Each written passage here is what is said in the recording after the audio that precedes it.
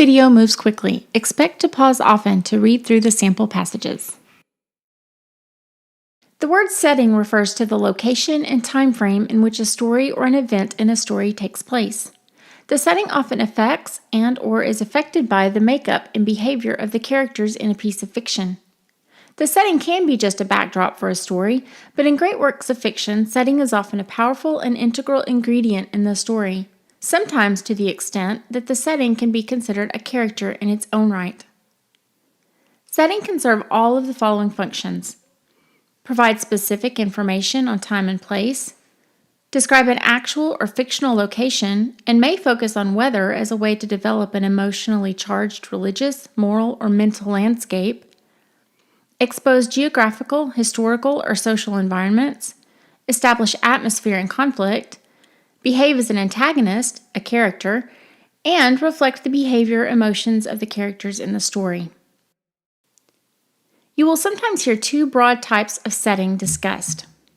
Macro setting, this is the big picture setting, like the city of New Orleans in 1898.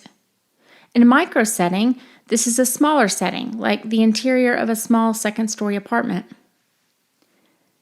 Consider the following examples of macro and micro settings from the novel Crime and Punishment by Fyodor Dostoevsky. Notice how the settings in these examples perform many of the functions mentioned earlier. In case you're not familiar with Dostoevsky's Crime and Punishment, it will be helpful in looking at these examples to know that the main character, Raskolnikov, is about to murder a harmless old woman and that this is causing him to struggle with himself internally. First, take a look at a macro setting. The heat in the street was terrible, and the airlessness, the bustle in the plaster, scaffolding, bricks, and dust all about him, and that special Petersburg stench, so familiar to all who were unable to get out of town in summer, all worked painfully upon the young man's already overwrought nerves. The insufferable stench from the pothouses, which are particularly numerous in that part of the town, and the drunken men whom he met continually, although it was a working day, completed the revolting misery of the picture. And pothouses here means taverns. From this passage, we find that it's summer in St. Petersburg. The physical landscape is hot, dirty, stagnant, an enclosed urban landscape with the foul odor of people in hot and close quarters. The mental landscape is stifling, claustrophobic, causing a feeling of being trapped and unable to escape, like a rat in a cage. The emotional landscape is draining and burdensome. It's an atmosphere that creates a sense of desperation and revolting misery. Notice that the mental and emotional landscapes reflect Raskolnikov's inner turmoil and conflict. There's a developing tension between the city and Raskolnikov.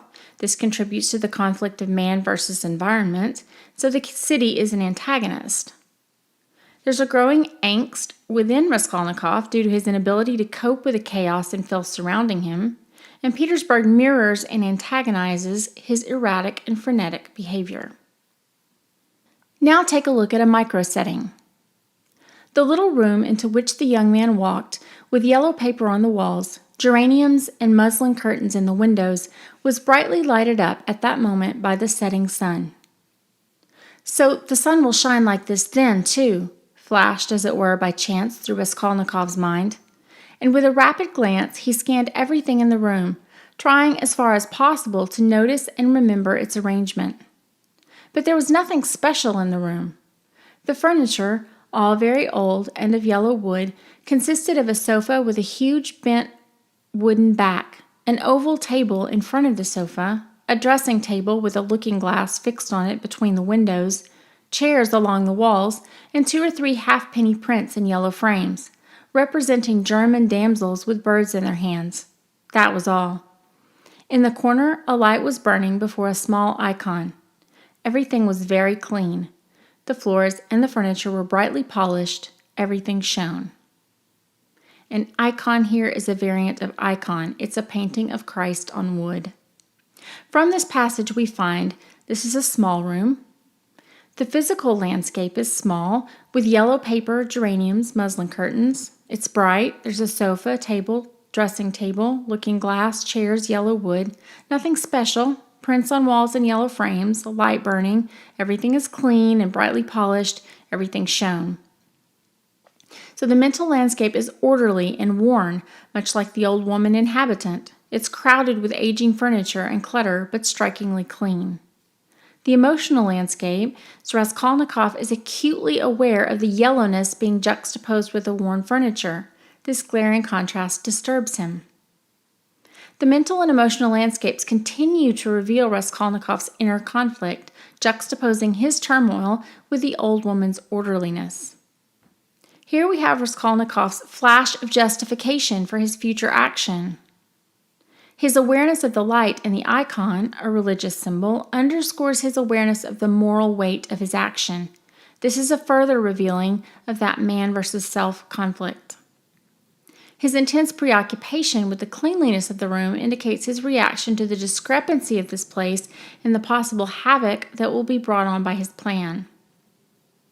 So you can see that the setting can do much more than just show time and place in a work of fiction. Keep this in mind while you're reading your novel and other works.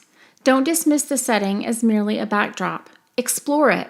Look for metaphors, clues to character and conflict, and anything else you can find, and see how it enhances your understanding and enjoyment of the story.